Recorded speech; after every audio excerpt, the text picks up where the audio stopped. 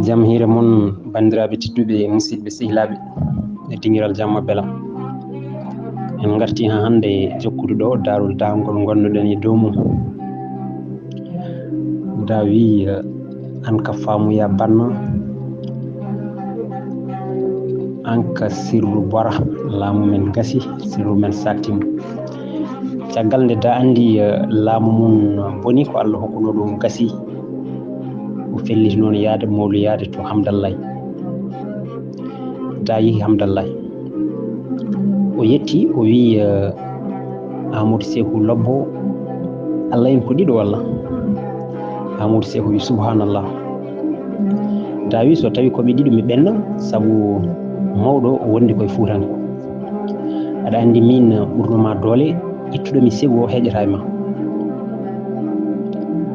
Amadou Sékou Lobbo wi Allahu Akbar, Allah tan woni mawɗo, kanko woni tuubnereɗo.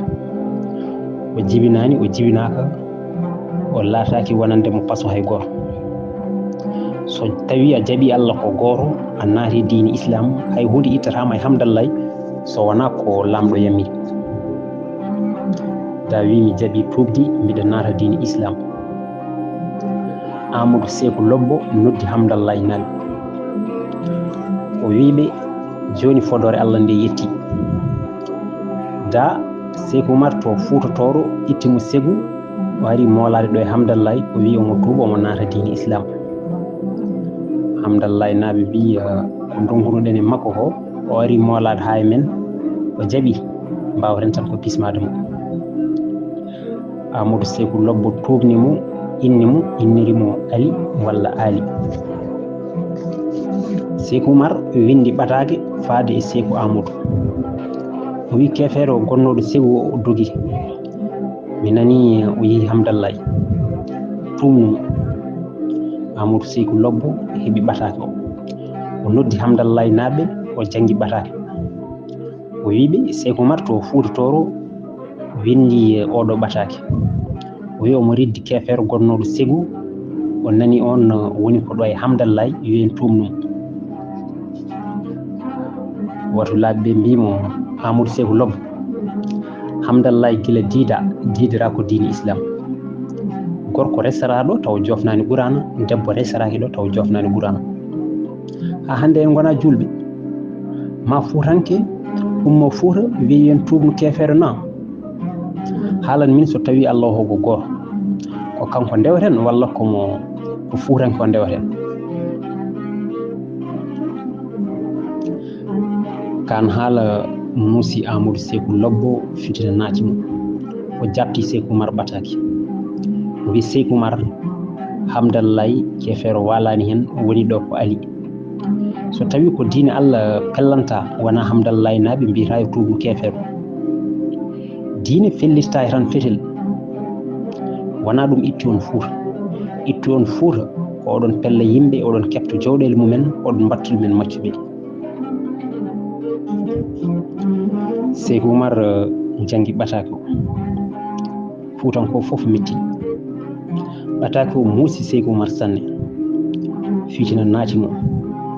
Sékou Oumar wi o pullo koye kulɓiniɗo koy. Farba Guwa tori leydi luuki, o wi makka wulle leele ngayi ni wala gaynako. Hinnemo wona yaware, hofnemo wona hutare, kellalla ina beeli kono mbebani, mo Allah foɓɓani kala leewo. Beeli cuɗi ƴooge, ndeke nene ma ƴoogi malandu jaam. Moyno fello hokka ndimagu, tawa tampani, warñani, lorlani.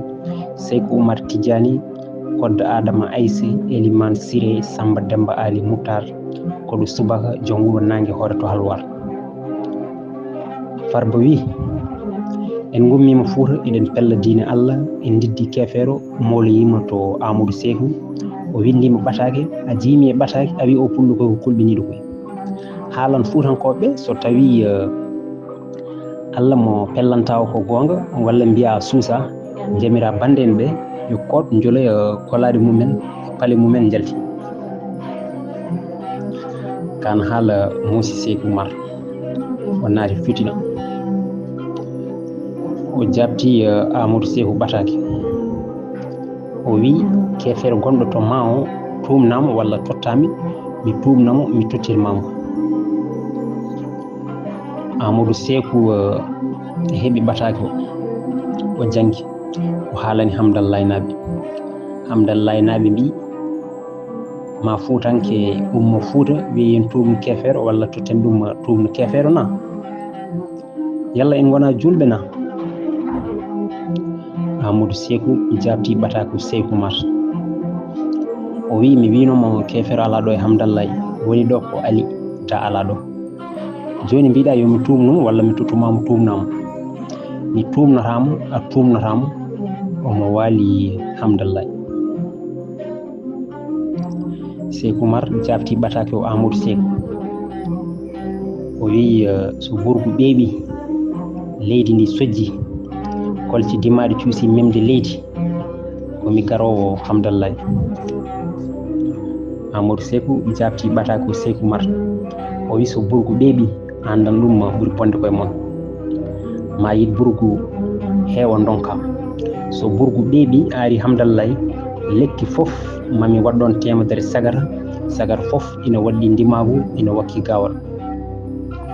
Sékou Mar jabti bataki Amadou Sékou o wi ɗo mbaɗɗa temedere sagara fof mami waɗɗon ujunere malayka. Batakuji ɗi ñaaɗi ɗi metti, fitinaji naati.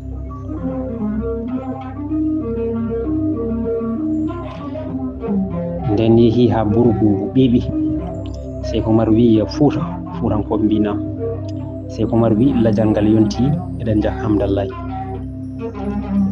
Fuutankoɓe pini subaka ɓe mbaddi pucci, ɓe gummi Sékou ɓe payi ke Massiga, ɓe jawri ɓe tindi Teguengu, ɓe ɓenni ɓe payi Moura, ɓe jawri ɓe payi Jenne, ɓe tacci Maayo ɓe payi Ñaala, ɓe ɓenni ɓe payi Saare Soni, ɓe jawdi ɓe tacci Maayo Joliba, ɓe ɓenni ɓe payi Mowti, ɓe jawti ɓe ngari e Teykiri, ɗon ɓe mbaali.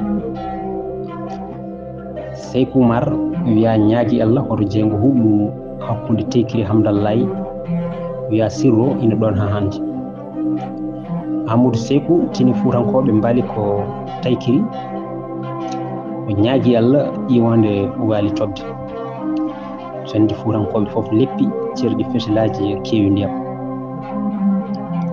Amadou Sékou wi Hamdallahi naaɓe fuutankoɓe ina mbaali Teykiri, ɓe ngari ko yande men paloyɗeɓe hoto ɓe nadde Hamdallahi. Hamdallahi naaɓe mbaddi pucci mumen jani fuutankoɓe, ɓe mbari koye heewi e fuutankoɓe. Fuutankoɓe lonciri ha goɗɗi. Farba Gowa turiye leydi loohi wi makka wulli lele ngayi ñiiwa ala gaynako, kinnimo wona yaware kofnimo wona hutare, kellalla ina beeli mbeɓani walla foɓɓani kala ma lew, beeli tuuɗi ƴooge ndeke nene ma ƴoogi malandu jam, wayno ferlo hokka ndimagu tawa tampani warañani lorlani. Sékou Mar tijjani ko dadama Aissé Elimane Siré Samba Dembali Mouta to Halwar, koɗo subaka jonguro nangi hoore toroto haaɗi haɗma yo haɗɗo ɓuri kaɗi. Banden ɓe tampi lorli, mayɓe keewi, yamirɓe yoɓe koɗ. Sékou Mar wi fodore Allah nde haytata, jaharen koye bawɗe Allah, ko Allah jogui doole. Sékou Mar salligi o werti nguru makko o jooɗi o nangi kurus makko o ñaagi Allah, hendu sooyi duule mbeɗi yiwonde nde silti nangue yalti. Sékou Mar wi Fuuta mo fenara o wi kam juule tan sallifana ko Hamdallahi. Fuutankoɓe liiri comci mumen haɗi joori ɓe tirbiti fetilaji. Teykiri woni e nangue hoore, Hamdallahi woni e jamma. Fuutankoɓe cengani dimaɗi mumen gafa keeci haɗi ƴakka gawri haɗi teeɗo. ɗon o wawa haala en ɓe mbiyata eede beede tongu mayel ɗi gubba ɗi ngalɓo boji golli gawoji kenale ɗi kara ɗi bonna ɓogge ɗi kayla ɗi bonna inde joom majji. Fuutankoɓe karɓe hirkeji ɓe jaɓɓi alkabeje Fuuta waɗi e majji, ɓe jolbini taltali ɓe jaɓani hamdallahi. Fuutankoɓe ngari kurli hamdallahi naɓe pini subaka tawi ina kurla, condi duki hakkude Fuutankoɓe e hamdallahi naɓe. Ñande mum Fuutankoɓe pusi hamdallahi, Amadou Sékou e Da jalti hamdallahi ɓe payi mofti ɓe telli e maayo Deboyi. Da wi Amadou Sékou laana nana e dufne he, jolen hen kettiren rewo, ɓe joli e laana he. Da wi Amadou Sékou wi nam. Da wi sinno neɗɗo ina anduno mo jokkita balɗe wattan ɗum sehil tinnote mum, ko men ko ɗo haaɗi. Fuutankoɓe ɓori comci mumen tekki ndondi fetilaji ina jino ina payi e laana he, tan gaw fooɗi laana ka wayno kural fetel ni ka sayti ha hakkunde maayo ka turi hoore ka muhi ɗon ka majji. Fuutankoɓe dottiri e Sékou Oumar, ɓe mbi Sékou Oumar, Sékou wi nam. Ɓe mbi Amadou Sékou e Da laana mabɓe yolima e maayo ɓe majji. Sékou Oumar wi koɓe dokkono ko ɗon haaɗi, ɗon Allah hanni ɗum. Fuutankoɓe juli sallifana hamdallahi.